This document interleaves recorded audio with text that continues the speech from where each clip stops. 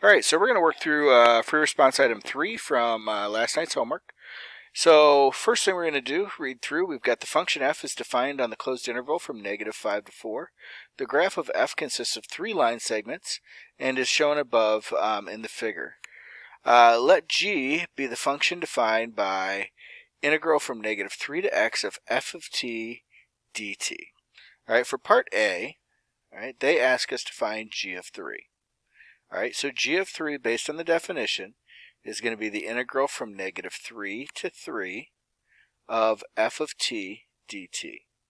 All right, so we're going to lean on the graph for this one. So if we go from -3 here out to +3, which is here, all right, we're going to be adding up some areas. So I'm going to start with the large positive triangle that we have up here through the top. All right, that one has a base of 1, 2, 3, 4, 5. All right, so I have 1/2 base times height, 1, 2, 3, 4. All right, so that triangle is going to give me that positive section. Then I go to this next piece down here, and I need to find the area of that negative section.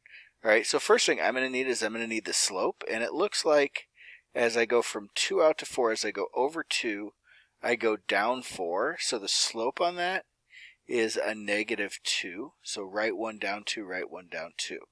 All right, what that tells me is that's 2 and 1. So the area of that triangle is going to be 1/2 base of 1, height of 2. But that one is below the x-axis, so I'm actually going to, instead of adding that piece, I'm going to subtract that piece off. All right, so I end up at 1/2 of 4 is 2, 2 times 5 is 10, minus 1/2 of 2 is 1, 1 times 1 is 1, 10 minus 1, which is 9. All right, so that takes us through part A, which is just evaluating that integral defined function. All right, I hope that helped for A.